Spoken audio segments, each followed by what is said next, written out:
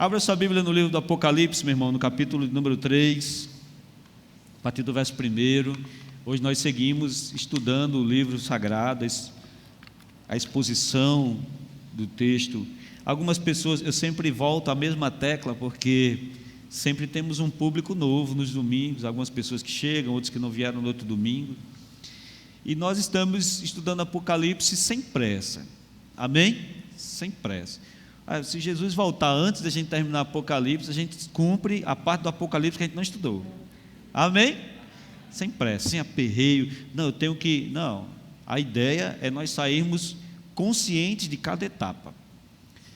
Daqui a 10 anos, se o Senhor não voltar, você vai ter a habilidade de compartilhar esse texto de Apocalipse com qualquer pessoa e explicar esses textos para qualquer pessoa.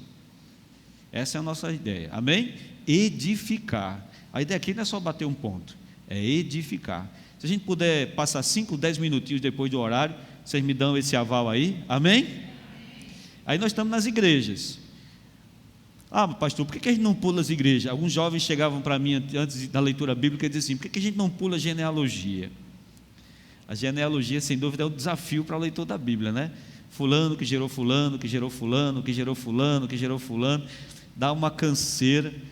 Só que até nas genealogias existem lições muito poderosas para nós. O que está aqui, Paulo escrevendo a Timóteo diz, foi divinamente inspirado pelo Senhor para corrigir, para exortar e para redarguir. Amém? Então nada por aqui, nada que está aqui é aleatório ou pode ser descartado. E estudar as igrejas é muito importante, porque as igrejas, elas são a base sobre a qual o livro vai se desenvolver. Por isso nós estamos hoje na igreja de Sardes, na quinta igreja. Capítulo 3, verso 1. Ao anjo da igreja em Sardes escreva: estas coisas diz aquele que tem os 7 Espíritos de Deus e as 7 estrelas. Conheço as obras que você realiza, que você tem fama de estar vivo, mas está morto. Fique vigiando e fortaleça o restante que estava para morrer, porque verifiquei que as obras que você realiza não são íntegras na presença do meu Deus. Lembre-se, pois, do que você recebeu e ouviu, guarde e arrependa-se. Se você não vigiar, virei como um ladrão, e você de modo nenhum saberá em que hora virei contra você. Mas você tem aí em Sardes umas poucas pessoas que não contaminaram suas vestes. Elas andarão vestidas de branco, comigo, pois são dignas. Mas tem aí em Sardes umas pessoas que... Desculpe, verso 5. O vencedor será assim vestido de branco, e de modo nenhum apagarei o seu nome do livro da vida. Pelo contrário, confessarei o seu nome diante do Pai e dos anjos. Quem tem ouvidos, ouça o que o Espírito diz às igrejas. A cidade de Sardes, ela ficava num monte, com as costas para o despenhadeiro, para nós assim, com as costas para a barreira. A cidade ela era fortificada com muros bem fortes, e ela ficava para esse despenhadeiro que era praticamente impossível de se escalar.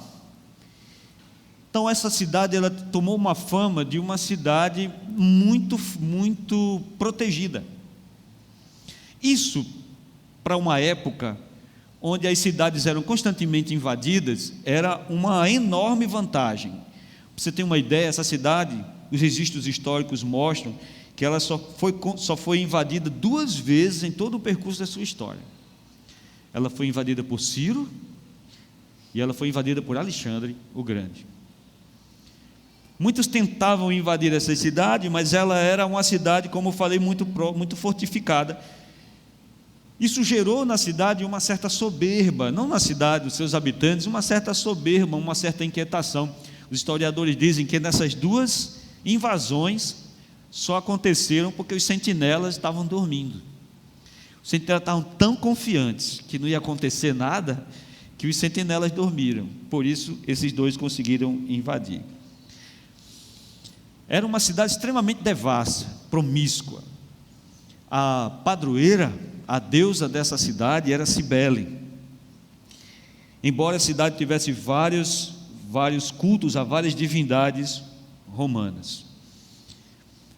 O texto começa assim, de uma maneira bem clara, bem objetiva. Verso 1 diz assim: ao anjo da igreja de Sardes escreva, veja, lembre-se, sempre quando a gente vai para o enunciado, para os primeiros versos da carta, você deve lembrar que as cartas de antigamente não eram como as cartas que nós escrevemos, que tem remetente, que tem destinatário, né?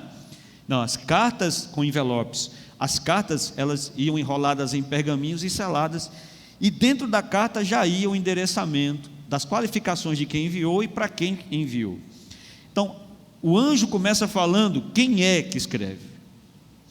Este diz estas coisas, verso 1, parte B. Essas coisas diz aquele que tem os 7 espíritos, que tem as 7 estrelas.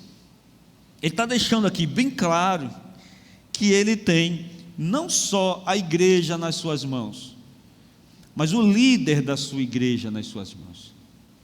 A gente volta sempre a essa mesma tecla, porque ela é muito importante dentro de uma cultura de desonra que nós vivemos no Brasil. A cultura da honra na igreja ela é complexa, porque se temos igrejas neopentecostais que colocam os líderes como pequenos deuses que não erram, né? que inclusive alguns chamamos até alguns pastores de pai, né? Por outro lado, nós temos uma cultura de certa desonra, no sentido de não obedecer ou desonrar a liderança. E o texto começa dizendo bem claro: eu vou em primeiro lugar àquele a quem eu tenho na minha mão. Lá no capítulo 1, no versículo 20 de Apocalipse, nós falamos sobre isso. Quem lembra, diz amém. Eu estou falando com você. Por que ele está dizendo isso? Porque você vai ver no decorrer da carta que o problema da igreja de Sardes, ele é mais minucioso do que o problema das outras igrejas. Então, não era um problema que era visto. No domingo passado, estudando Tiatira, nós vimos isso. Cada passo que nós damos, nós vamos ver a complexidade de se observar o que está acontecendo na igreja, porque a cada passo que damos nessas igrejas, nós nos aprofundamos em seus problemas no sentido espiritual. E no problema espiritual você não vê.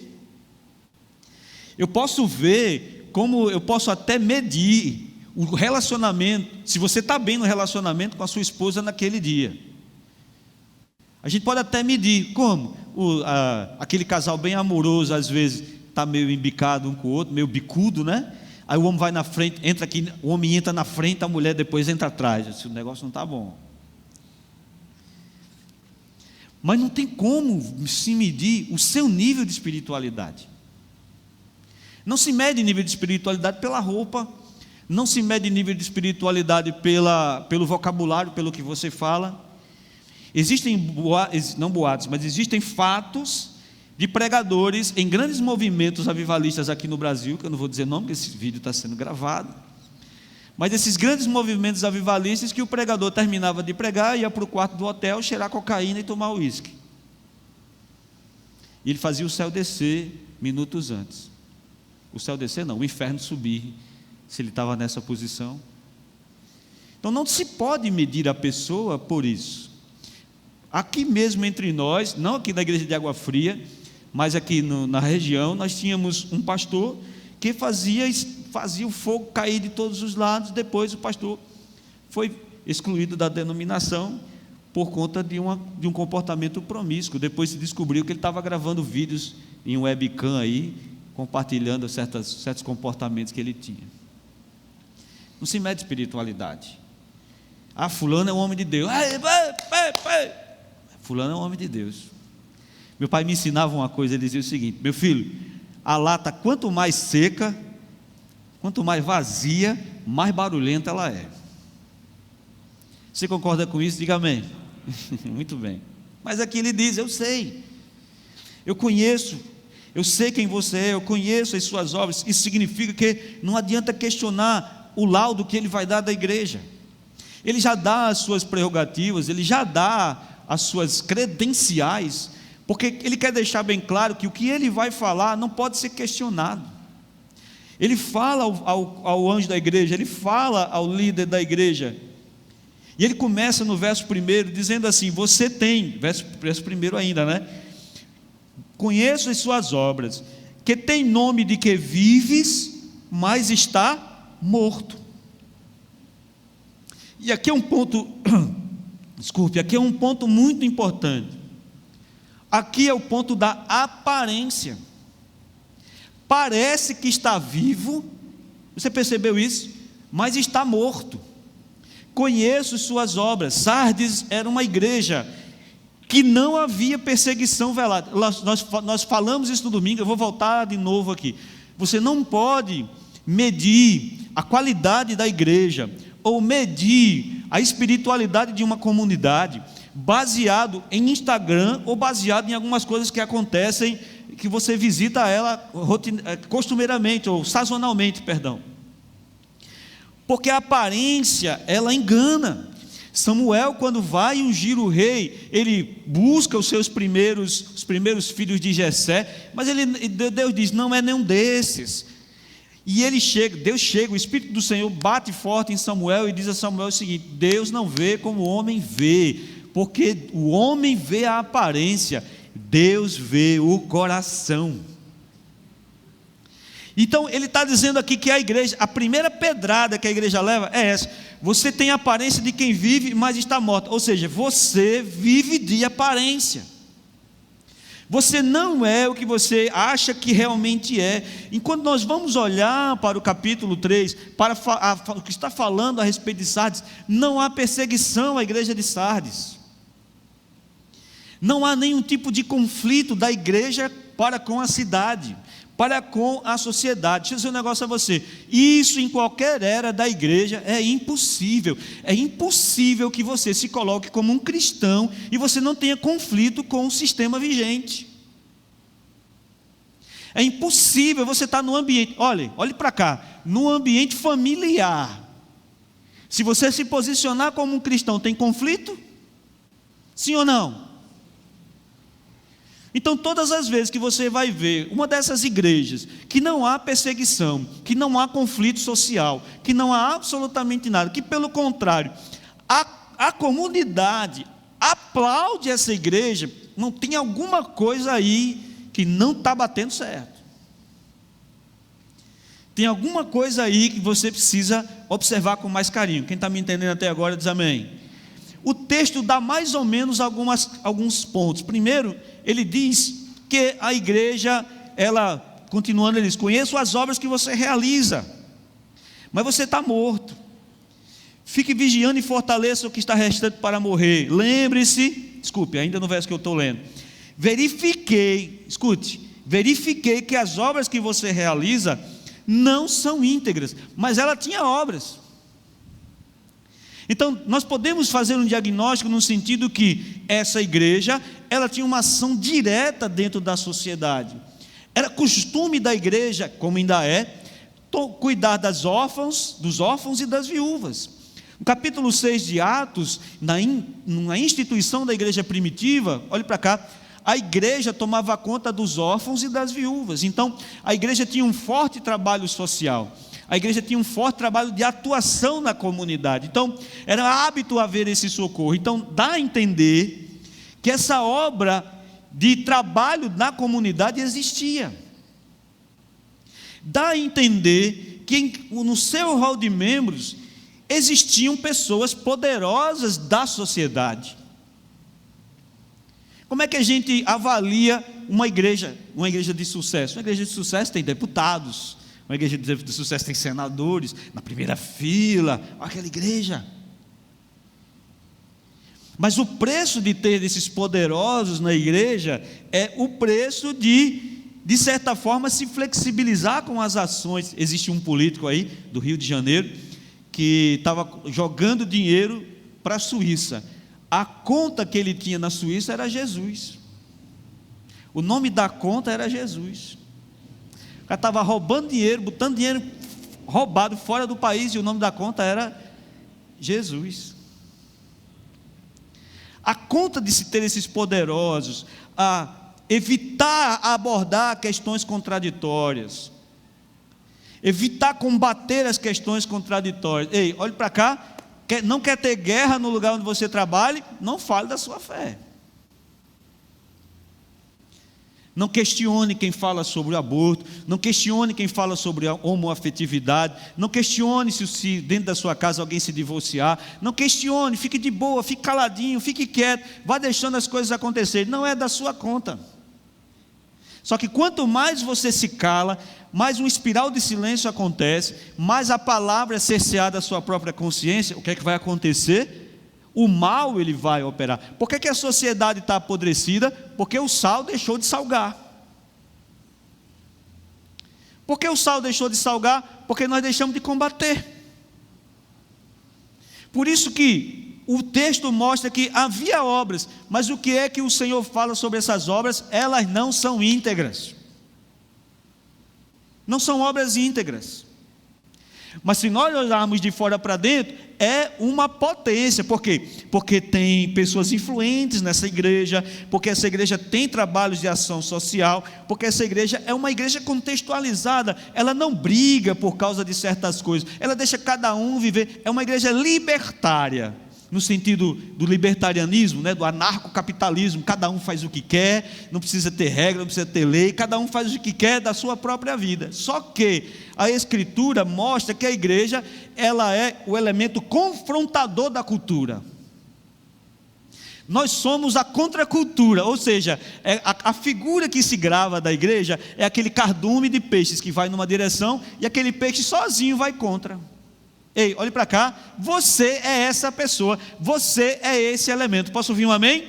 Quando você se cala, as suas obras, elas podem ser bonitas, elas podem ser atuantes, mas elas não são íntegras. É isso que o Senhor está dizendo, elas não são íntegras. Ela criou um ambiente perfeito nos quais ela não é perseguida.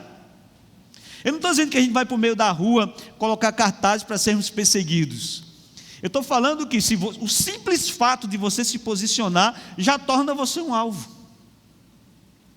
O simples fato de você falar alguma coisa já torna você alvo. O apóstolo Paulo disse: aqueles que viverem o evangelho piamente serão perseguidos. E a Bíblia fala isso como um decreto.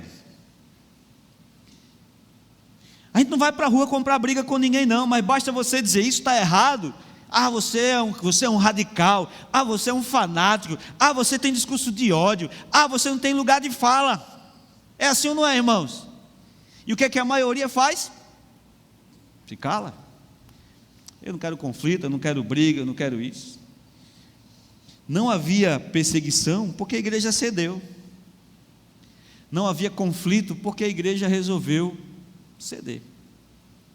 Por isso que o mal é instituído. Por isso, olhe para cá, irmão. Por isso que o anjo começa falando que é uma igreja que vive de aparência. Irmão, olha a gravidade do que está acontecendo nesse texto. O anjo está dizendo à igreja de Sardes: vocês vivem de aparência. E ele não está falando à igreja paredes, ele está falando, quando o anjo fala, olhe para cá, é como se o anjo estivesse falando diretamente a cada um de nós. Vocês estão vivendo de aparência, as obras de vocês não são íntegras. Irmão, isso é uma bordoada, isso é uma pancada. Quem está me entendendo até agora diz amém. Essa conduta de ficar calado ou de conviver com o pecado silencia o Espírito Santo, silencia a ação de Deus no nosso coração. Como é que o Espírito Santo ele se extingue no coração da pessoa? É quando ele fala alguma bobagem? É quando ele... Não, o Espírito Santo, quando você peca, o Espírito Santo que habita em você, ele acusa o pecado, sim ou não? Você errou, e você sente aquela pancada, você sente aquela angústia. O que você mais quer é um lugar para se ajoelhar, para orar e pedir perdão. Posso ouvir um amém? Mas só que você faz a mesma coisa de novo, e vai fazendo a mesma coisa de novo. A intensidade do grito do Espírito no seu coração, ela vai diminuindo, até ela se extinguir. Por que tem crentes que cometem pecados? Por que tem crentes que continuam vivendo uma vida pecaminosa? Porque eles vão extinguindo o Espírito Santo em seus corações. Eles vão sufocando a mensagem do Espírito em seus corações. Não, eu tenho que me aquietar aqui mesmo. Não, eu não vou fazer isso mesmo. Ei, olhe para cá, faça uma análise agora na sua vida.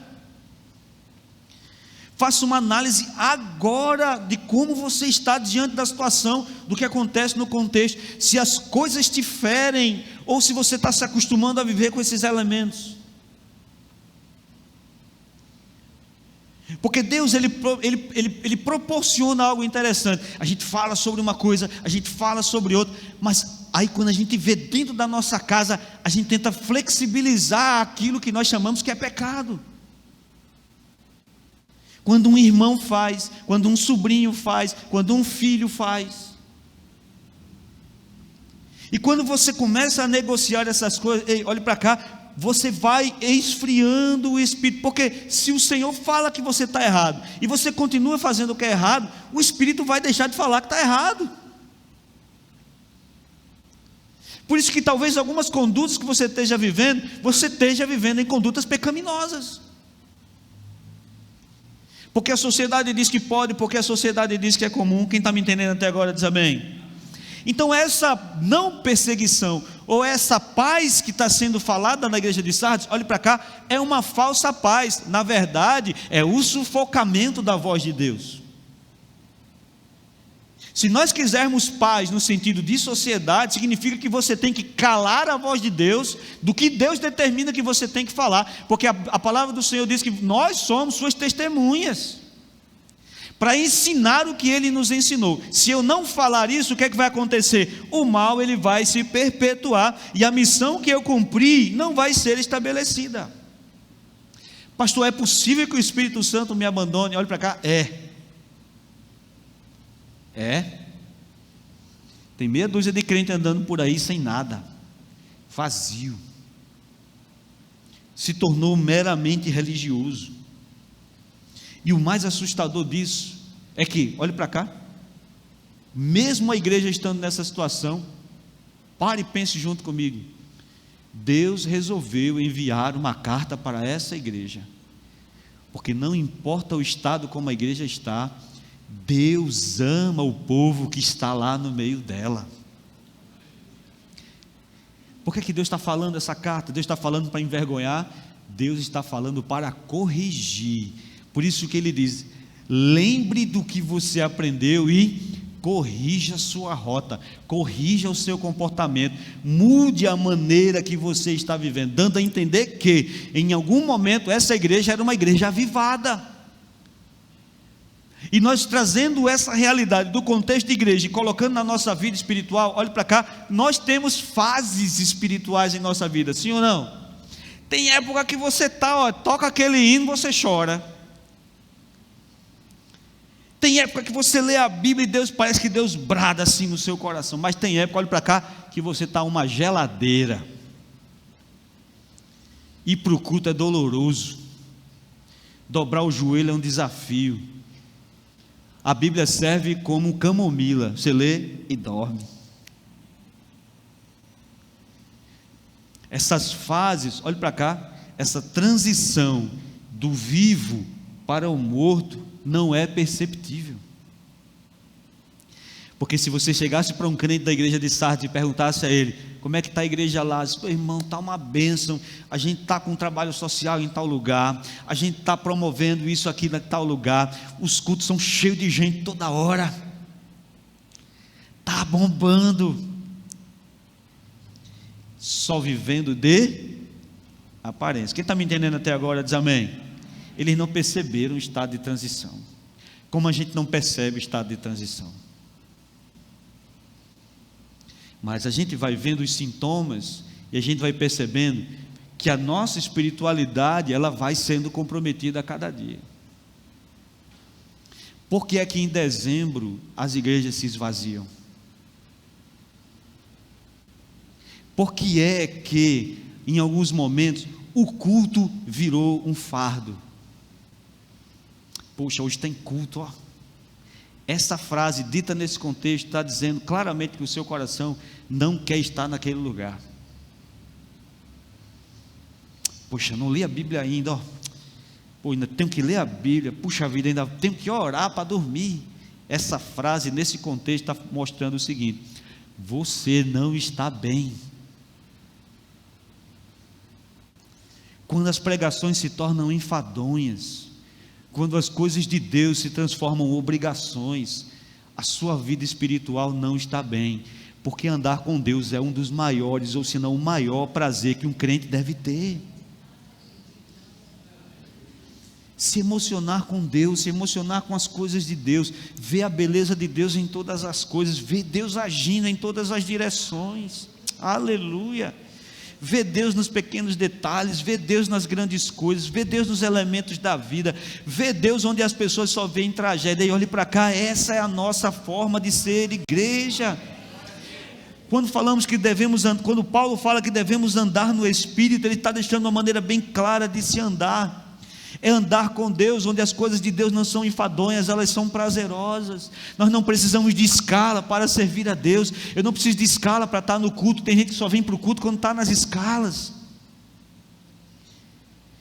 Se não está na escala, não pisa na igreja. Se não tem obrigações, não vem para a igreja. Não sente satisfação em estar no culto, não fica ativo, avivado, observando o que está acontecendo no culto. Uma mensagem como essa, sem reteté, sem movimento, sem grito, talvez seja enfadonha, mas o Espírito do Senhor falando no nosso coração, no nosso termômetro, tem alguma coisa errada. Tem alguma coisa errada quando a gente não celebra a ceia, tem alguma coisa errada quando a gente não se alegra no batismo, tem alguma coisa errada quando a gente não aplaude quando um pecador se arrepende, tem alguma coisa errada quando domingo após domingo pessoas não se convertem, e a gente acha que tudo está normal. Tem alguma coisa errada. Tem alguma coisa errada quando os ensinos batem no nosso coração, dizendo que a gente tem que ser discípulo, que a gente tem que compartilhar, e a gente ouve, faz ouvido de mercador, entra por um ouvido, sai pelo outro, e a gente não toma uma atitude na vida, a gente não toma um comportamento na vida, a gente não toma ações práticas, e nós achamos que as coisas estão normal. Ei, olhe para cá, não está normal, e será preciso Deus enviar um anjo para dizer a você isso. Ei, eu sei o que está acontecendo com você. Eu sei o que está acontecendo com você. Eu sei da sua vida, eu sei do seu dia a dia, eu sei do seu cotidiano, eu sei dos seus vícios, eu sei das suas paixões, eu sei, mas para nós isso passa imperceptível, porque o processo de transição do vivo para o morto é um processo imperceptível. Está me entendendo, irmão? Diga amém. Aleluia. Veja, por isso que no versículo 3 ele diz: lembre do que você tem recebido. Lembre do que vocês estão recebendo. Ele diz: e volta e arrepende-se, guarde o que vocês têm recebido. Irmão, às vezes parece que as pregações elas são lançadas ao vento para algumas pessoas, e eu confesso para você, não sei se é pecado, é uma irritação no sentido da gente estar buscando uma dinâmica de igreja, a gente indo lá para frente, a gente buscando, sabe por quê? Porque aquela época de igreja que brigava porque não tinha oportunidade, eu estou cansado. Aquela ideia de igreja que brigava porque fulano canta melhor, eu não canto melhor, eu estou cansado. Aí algumas pessoas me procuram para entrar dentro dessas coisas, eu não volto mais. É cansativo. Por quê? Porque Deus nos aponta para uma dinâmica diferente, Deus nos aponta para um momento diferente, de uma igreja viva, intensa, onde a ação de Deus é poderosa em nossa vida, cheia da graça de Deus. Aí a gente tem que descer, presbítero Júnior, para o esgoto da igreja, para ajeitar os canos que estão cheios de sujeira. Ele está dizendo de uma forma bem clara: você tem aparência de quem vive, mas tem cara de quem é morto. Esqueceu das coisas espirituais, esqueceu dos elementos espirituais, esqueceu da graça de Deus. Então é uma igreja com características de pessoas mortas. A Bíblia não consegue mover essas pessoas. Deixa eu caminhar. Mas aí no verso 2 ao verso 4, ele faz um chamado ao arrependimento. Seja vigilante, consolida o resto que estava para morrer, porque não tenho achado íntegras as tuas obras na presença do meu Deus. Lembra o que você tem recebido, ouve, guarda, arrependa-se, porquanto não se vigiares, verei como um ladrão, e não somente conhecerás o modo alguma hora que virei contra ti. Contudo, tem algumas pessoas que não se contaminaram, e as suas vestiduras as suas vestiduras e andarão de branco junto comigo, pois são dignas. O texto apresenta claramente que a igreja está dividida em 3 grupos. Primeiro grupo, o texto mostra que a igreja tem um grupo de pessoas mortas. Sim ou não? O que é uma pessoa morta no sentido espiritual? Vamos lá? Vamos das características de um morto? As características de um morto: ele não sente. As características de um morto: ele não vê.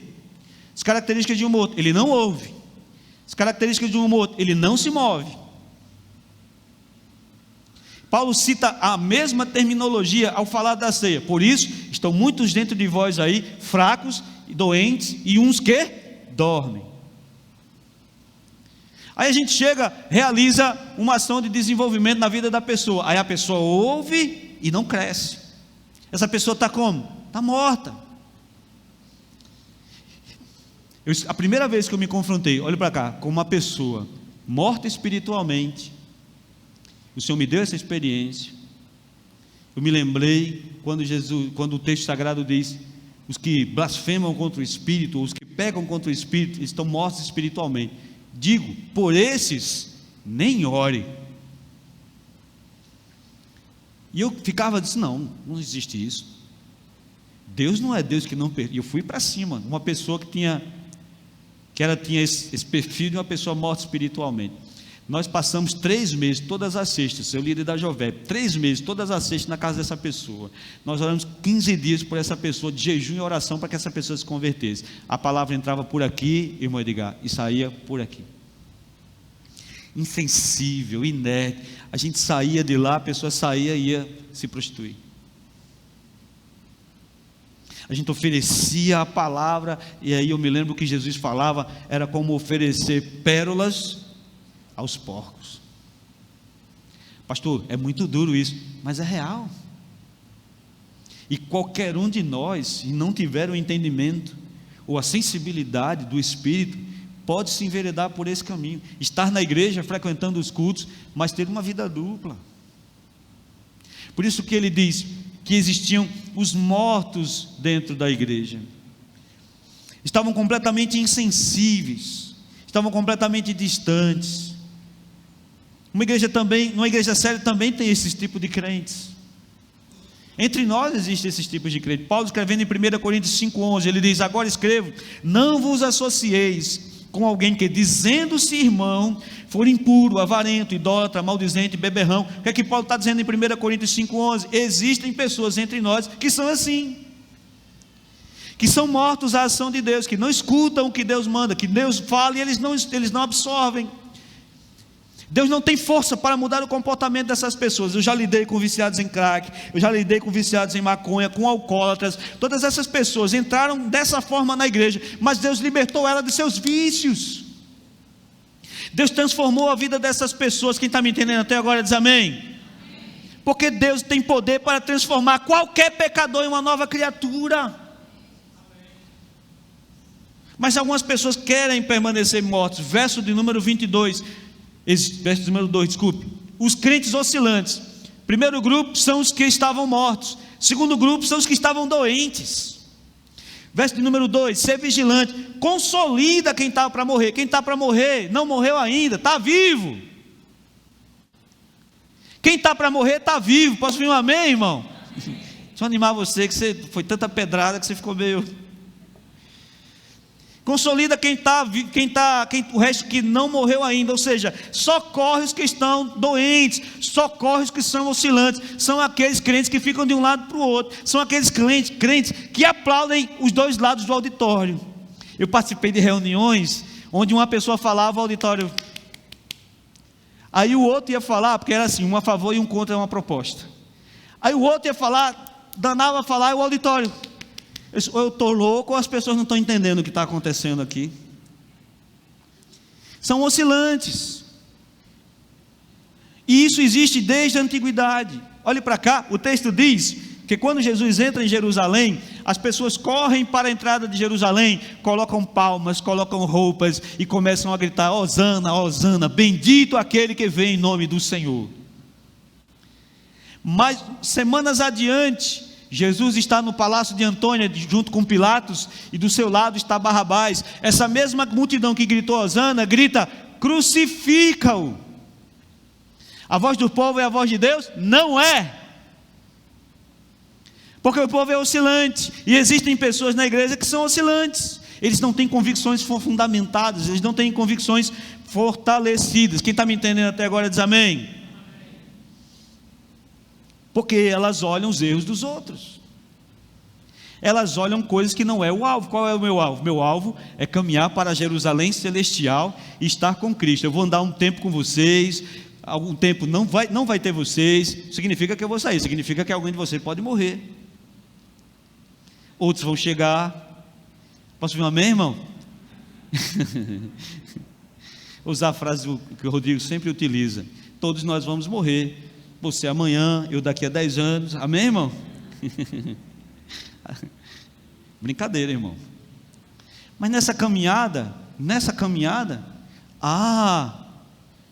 o presbítero Júnior é assim, então eu não vou para a igreja porque o presbítero Júnior. Conversa é essa, irmão? Eu vou. Os erros dos outros não podem afetar o meu julgamento e o meu comportamento para com Deus. Você não deve usar as desculpas dos outros para mudar a sua forma de agir ou sua forma de caminhar com o Senhor. Que Deus é esse que você faz com que qualquer coisa dos outros mude a sua conduta? O texto mostra que pessoas oscilantes são essas pessoas. São pessoas que mudam com facilidade. Salmo 73, Asaf está dizendo o seguinte: que os pés dele quase se desviaram quando ele começou a olhar a vida do ímpio. Quem está me entendendo até agora diz amém. Consolida o resto que está para morrer. Irmão, quem é que vai chegar? Quem é vivo aí, levanta a mão e diz amém. Quem é vivo aí? Quem está no grupo dos vivos, levanta a mão e diz amém. Glória a Deus. Um doente vai procurar você. Você viu o que a igreja está fazendo? Você viu que está acontecendo isso na igreja? Sabe que esse tipo de pessoa são os doentes, são os que estão em dúvida. Aí você que é vivo vai fazer o que com essa pessoa? Consolidar essa pessoa. Não, meu irmão, vai ser bênção, vai ser assim, Deus vai fazer assim. Você viu o que o pastor Misael pregando? Aquilo que ele pregou lá é o que eu estou vivendo. Quem foi que falou para ele?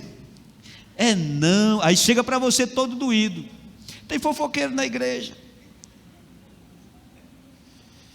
Eu estava pregando um dia de quarta-feira aqui, e tome falar do endemoniado de Gadara, o endemoniado gadareno, e pá, demônio, legião de demônio, pá, e lá no último banco uma pessoa levantou, pegou o ar e foi embora.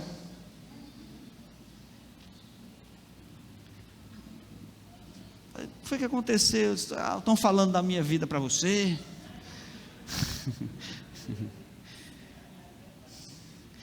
Eu era pastor da igreja em Ribeirão. Não sei se os irmãos lá vão lembrar disso. Estava pregando um domingo, e tome o leproso para lá, e tome varada no leproso, pecador desgraçado, você é assim, faz isso. Aí uma pessoa sentada, Ribeirão fica de frente a uma praça, a Praça Belardo Sena, lá na cidade de Ribeirão. Tinha uns banquinhos assim na frente da igreja, sujeito sentado, bem de frente assim para o corredor, e eu disse: eita, ele vai se converter, né? Pecador, leproso, e pá. Terminou o culto, ele levantou e veio o diácono segurar ele. Ele está querendo se converter? Eu disse: não, pastor, quer pegar o senhor. Ele disse: o senhor está falando lá da vida dele. Irmão, deixe de moído. Um bom nordestinês, deixe de caqueado. Se qualquer uma dessas pessoas que está precisando de consolidação chegar para você, seja instrumento de Deus na vida dessas pessoas. Irmão, pare com isso. Nosso alvo é Cristo. Deixa de estar com esse moído, esse caqueado aí. Você é isso, fulano acha você feio. Irmão, todo mundo vai ser transformado na Jerusalém celestial. E existem os vivos. Versículo 4, estou caminhando para o fim. Você me dá mais alguns minutos, posso ver um amém? E existem os vivos, versículo número 4. Tens, contudo, em Sardes, umas pessoas que não se contaminaram, ou seja, são os vivos. Quais são os grupos de pessoas que tem em Sardes? Vivos, doentes e mortos. Agora perceba uma coisa: 1/3 da igreja é saudável. Você prestou atenção nisso? 1/3 da igreja é saudável. Essa fórmula, será que essa fórmula mudou? Nós temos 500 membros. Nós temos uma média de 100, 150, 200 dizimistas. Você sabia disso? Nós temos, arredondar 600 pessoas. Nós temos uma média de frequência de culto de 200 pessoas, todos os cultos. A nossa liderança tem os rostos, todos os rostos que eu conheço, que são os rostos que estão aqui, que vão para ali, que vão para acolá.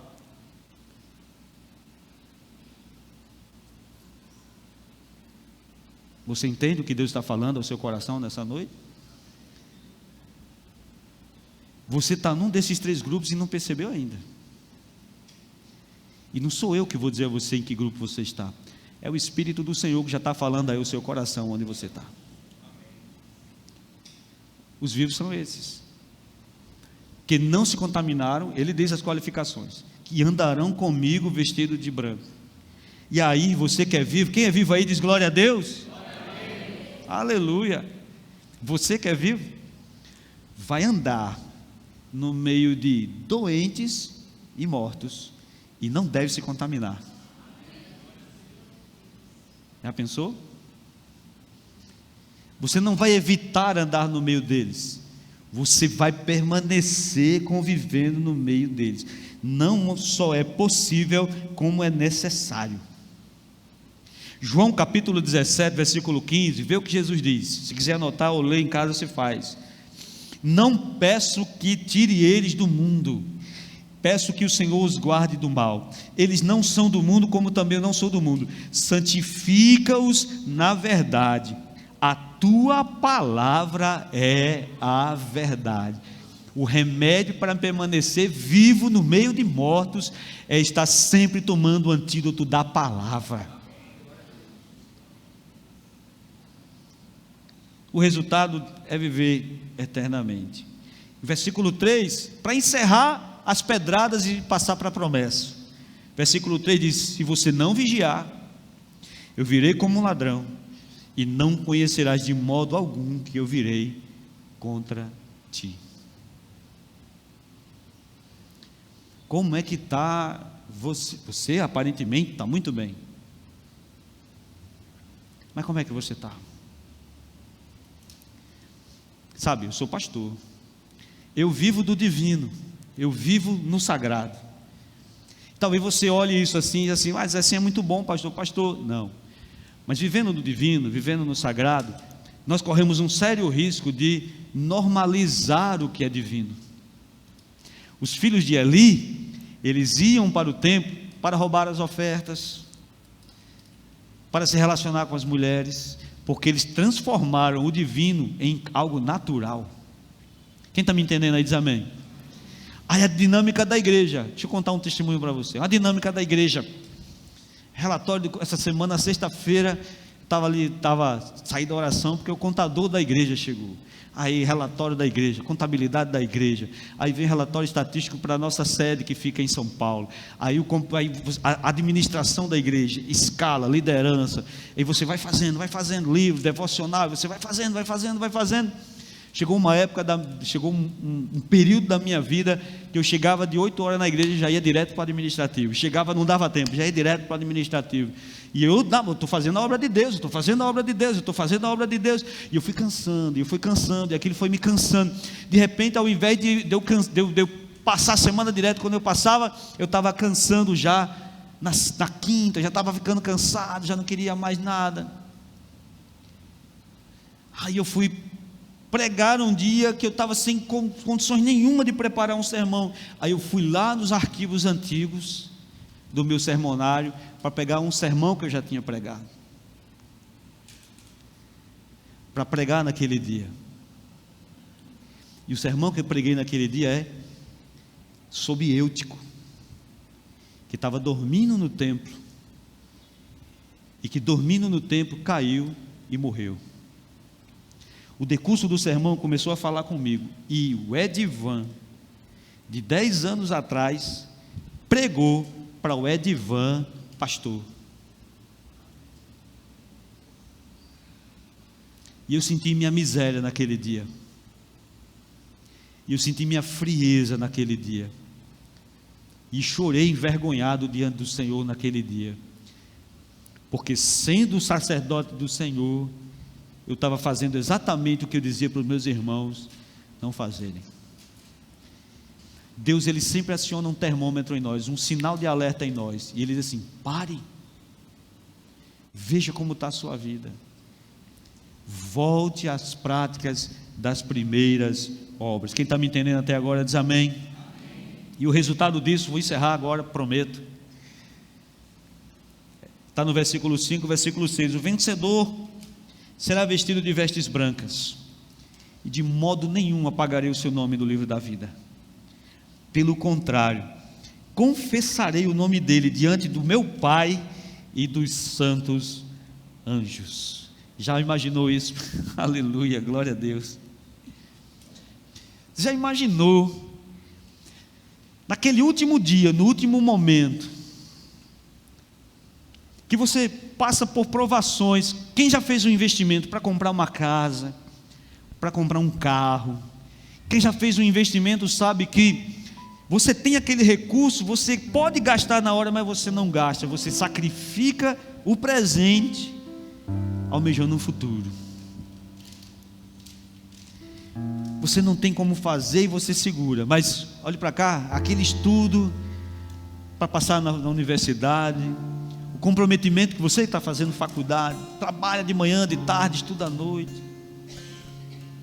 você se sacrifica, você chora, você sofre, mas finalmente você está diante da casa desejada, ela é sua, a chave está na sua mão. Você já teve essa satisfação? Que alegria! O texto diz: aqueles que forem vencedores. Irmão, não é só entrar na Jerusalém celestial. Verso 5 ele diz: eu o confessarei diante do meu Pai e dos santos anjos. Jesus vai dizer assim: ei, esse aí é meu, ele venceu todas as dificuldades da vida. Ele venceu quando foi machucado, ele venceu quando foi perseguido, ele venceu quando foi colocado em prova todas as suas ações, como ele fez com Jó. Viste o meu servo Jó? Deus está se deleitando na vida do seu justo. Sabe qual é o nosso maior desafio, irmão? Olhe para cá. É fazer Deus deleitar-se na nossa vida. É agir de uma maneira tal que o Senhor diga: viste o meu servo Bruno? Viste o meu servo Edivan? Isso é deleite de Deus, é confessar diante de Deus, diante dos anjos e diante do Pai. Quem está me entendendo até agora diz amém. Vestes brancas são vestes dignas, são vestes puras, é uma vida de quem venceu e não está mais preso. Fique de pé, por favor. E ele disse: o nome dessas pessoas jamais será apagado do livro da vida. Eu não sei o que passa na sua cabeça quando você está diante de uma crise ou diante de uma dificuldade, mas uma coisa que sempre vem na minha mente é: vai valer a pena. Vai valer a pena. Quando o problema tenta corroer minhas convicções, eu boto na minha mente: vai valer a pena. E eu ligo o piloto automático no sentido de permanecer no caminho que Deus determinou. Não importa o que aconteça, irmão. Nós vamos perder coisas nessa vida. Se você entende, diz amém. Você escutará o não de Deus algumas vezes na sua vida. Você entende, diz amém. As coisas não serão do jeito que nós pintamos, desejamos ou almejamos. Oh, irmão, como bom seria que fosse. Mas aqui, nos percalços da vida, nos levará a um lugar fantástico e maravilhoso. Eu tive uma visão, vou encerrar com isso. A primeira vez que eu vi uma das praias mais bonitas aqui da região, para mim, é a praia de Calhetas. Conhece a praia de Calhetas? O pessoal dizia: vai lá em Calhetas, vai lá em Calhetas. O Senhor falou ao meu coração ali. e o carro sobe de um jeito, e a pedra no pneu do carro, e arranha o carro, e aquela agonia, e buraco vai, buraco vem. Eu disse, eu vou voltar, não tinha como voltar, só cabe o carro, e aquela agonia. Mas quando você desemboca ali, na chegada de Calhetas, que você vê aquele paraíso, você diz assim, valeu a pena. Estou fazendo propaganda de graça, né? Olhe para cá, vai valer a pena cada sacrifício seu.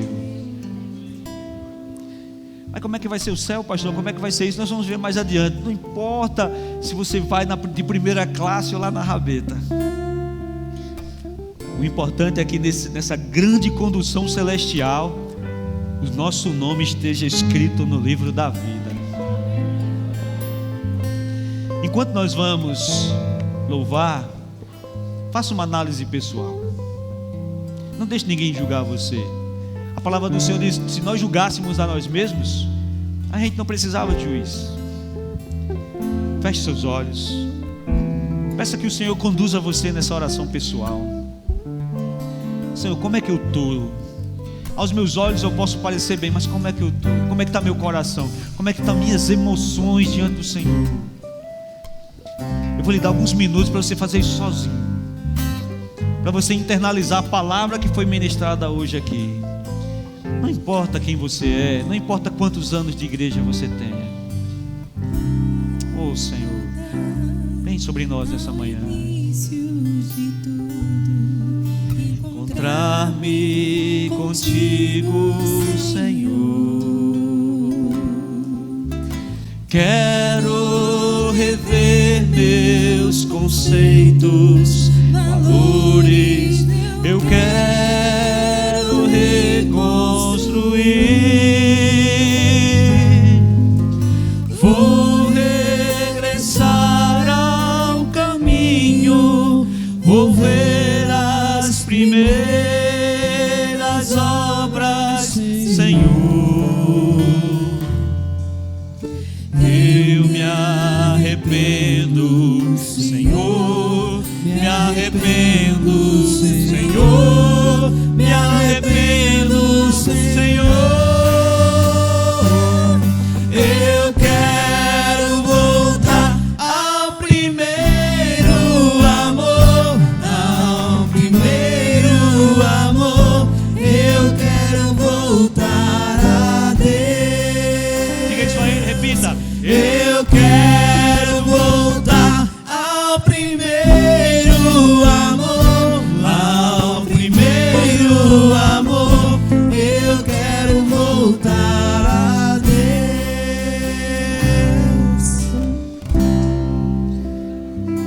Eu encerro fazendo uma pergunta a você. O que você, de 10 anos atrás, diria a você hoje? O que você, quando começou sua carreira cristã, diria a você hoje? O meu iria dizer: nada do que fizeram com você vai ter valido a pena você deixar a sua fé. Permaneça. Com certeza, se cruzássemos com nós mesmos lá atrás, nós receberíamos do Senhor, de nós mesmos, muitos conselhos avivados do que nós temos que vencer hoje aqui. Amém? Pai, diante do Senhor nos reunimos em Tua presença. Agradecemos ao Senhor pela manhã que tivemos. Agradecemos ao Senhor pelo entendimento da Tua palavra. Que Tu nos conduza, Senhor, cada vez mais a andar na Tua presença e a estar contigo. No nome do Senhor Jesus, pedimos tudo isso a Ti e Te agradecemos pela fé.